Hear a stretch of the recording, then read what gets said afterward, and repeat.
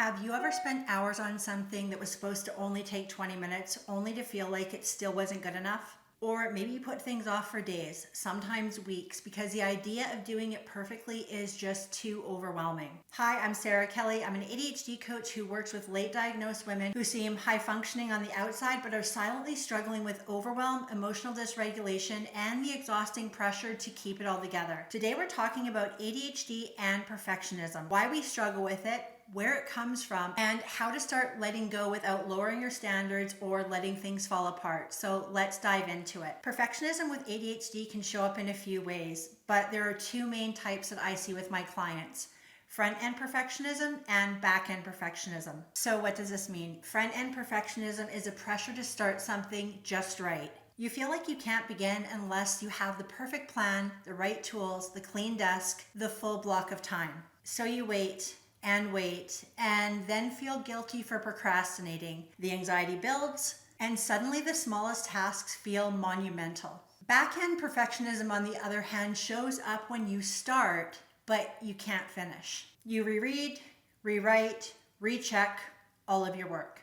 You're constantly tweaking, adjusting, or second-guessing. You get stuck in the final 10% of a task and it drags on forever. Instead of completing the project and moving on, you spiral into a loop of not quite right yet. Both are exhausting. Both are rooted in how ADHD brains work. Let me tell you about a client of mine who is caught in both sides of this. She's a senior marketing director, smart, successful, respected. But her to-do list was half-finished projects and things she hadn't even started. And it wasn't because she didn't care. It was because her brain was paralyzed by perfectionism. She once told me, "I can't start unless I know exactly how it'll turn out. And once I start, I get stuck making it flawless." Through coaching, we worked on building cognitive flexibility and realistic structures to support her executive functions. And in just a few months, she was initiating tasks faster, finishing without obsessing, and trusting that done was enough. Let me repeat that. Done was enough. Really, really important point here. And it wasn't because she lowered her standards, but because she learned how to work with her brain instead of against it. She's now leading bigger projects, getting better feedback from her team, and finishing things without a spiral. That's what coaching can do. And if you'd like to talk about how coaching could help you break out of the perfectionism trap, there is a link to book a free consult call with me in the description of this video. So why is perfectionism so common with ADHD? First is cognitive flexibility. This is your brain's ability to shift gears, adapt your thinking, and move on from one idea to the next. When it's limited, which is often with ADHD, you get stuck in all or nothing thinking. This can lead to the feeling that if it's not perfect, it feels like a failure. That rigidity makes it hard to adapt or compromise. So the smallest decisions can feel absolutely paralyzing. Next is working memory. ADHD brains have a hard time holding multiple pieces of information in mind. So instead of zooming out and seeing the whole task, we hyper-focus on tiny details, like the type of font we're using, the phrasing, or the formatting. We lose the forest for the trees, and because we forget what the point was, we keep refining instead of finishing. Then there's emotional regulation. Perfectionism is often driven by fear of being judged, misunderstood, or dismissed. And for many late diagnosed women, that fear has deep roots. We've spent our lives masking, compensating, trying to prove we're capable. So perfectionism becomes a shield. That shield is heavy and it keeps us from asking for help or trying new things. And finally, we've got poor time awareness or time blindness. You might think, I'll just spend a few more minutes on this, and then suddenly it's been 2 hours and you're still not done. And that time spiral feeds the shame spiral. So you feel behind, guilty, and overwhelmed. And perfectionism thrives in that shame cycle. So here's what I want you to hear. Perfectionism isn't a personality flaw. It's a coping strategy. One that made sense in the environments where you had to prove your worth. But it's not helping you now. So what can you do instead? First, time limits. This sounds simple, but it's powerful.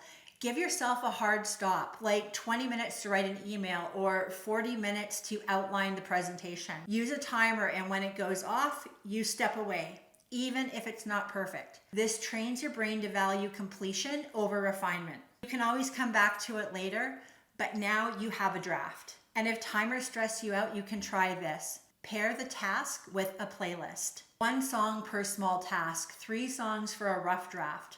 When the music stops, so do you.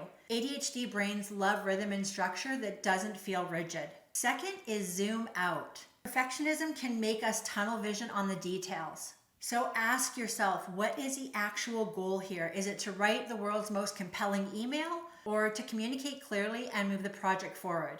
Who is this for and what do they actually need from you? When you zoom out, you stop trying to create a masterpiece when a simple memo will do. One client of mine started ending every work session by writing down the purpose of the task, not just the task itself. It helped her stay grounded in why she was doing it, not just what she was doing. Third is to redefine success. ADHD brains often attach success to external validation, how it looks, and what people will think. But what if success was about progress instead? For example, did you move the task forward? Did you show up? Did you honor your capacity today? That counts. That builds momentum. That builds trust in yourself. One thing I suggest is writing a done list at the end of each day. Not what you should have done, but what you actually did. It helps your brain see that progress is happening even when it feels slow or messy. And finally, build systems. Perfectionism thrives in ambiguity. So the more structure you give yourself, the less pressure you put on every decision. Create templates for repeated tasks. Use checklists for multi-step projects and automate small decisions. ADHD-friendly systems make perfectionism less tempting because the path is already laid out. If this is resonating for you and you're ready to stop overthinking and start finishing things without burning out, let's talk. You can book a free consult with me in the link below.